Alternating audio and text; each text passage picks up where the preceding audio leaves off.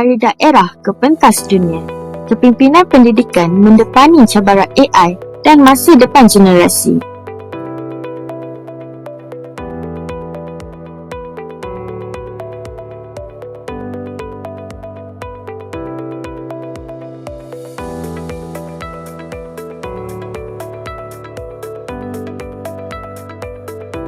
Jika kita mendidik seperti semalam, kita sedang merampas masa depan anak-anak kita. Hari ini, dunia berubah dengan sangat pantas. AI berkembang setiap hari, maklumat berada di hujung jari dan generasi Alpha belajar secara berbeza. Mengapa kita perlu membahas tajuk ini? Pendidikan perlu berubah sebelum dunia memaksa kita berubah.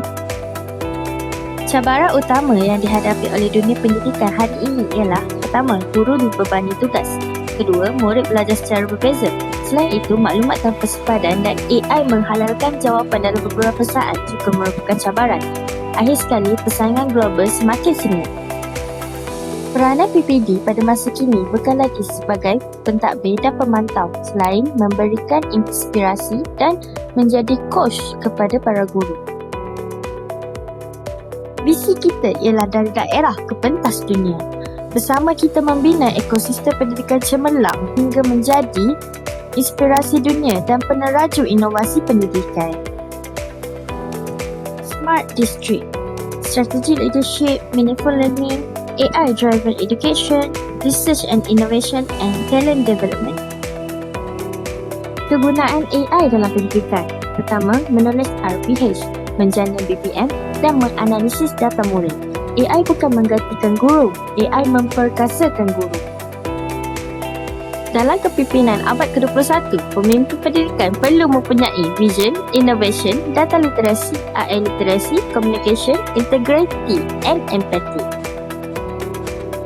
Ekosistem AI bermula daripada guru, AI tools, kepada data analitik dan negara berdaya saing menghasilkan murid berkualiti dan pembelajaran peribadi. Cadangan mewujudkan pusat digital daerah yang menghubungkan semua sekolah. Semua sekolah berkongsi inovasi dalam satu ekosistem digital. 5 fasa kejayaan inovasi AI District Hub. Pertama, latihan guru. Menghasilkan pelaksanaan AI dan PLC digital. Seterusnya, pemantauan dashboard dan pensijilan Smart District. Impak inovasi kepada dunia pendidikan hari ini. Pertama, kepada guru, ia menjadi kurang beban kerja dan lebih kreatif. Kedua, murid lebih celik AI dan berfikiran kritis. Ketiga, sekolah menghasilkan pengurusan berasaskan data. Pelan tindakan 5 tahun, transformasi berlaku secara berfasa, tersusun dan berkesan. Sehingga pada tahun kelima kita berjaya menjadi world class education dan melahirkan generasi kompeten, berakhlak dan bersedia menghadapi masa depan. Rancangan hari ini menghasilkan kejayaan hari esok dan inovasi hari ini mewariskan untuk generasi akan datang.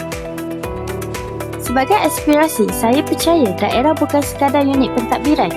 Daerah ialah pusat lahirnya inovasi pendidikan Malaysia. Sebagai penutup, kita mungkin bermula di sebuah daerah kecil, tetapi dengan kepimpinan yang berani, inovasi yang bermakna dan AI yang dimanfaatkan secara beretika, kita mampu melahirkan generasi yang memimpin dunia.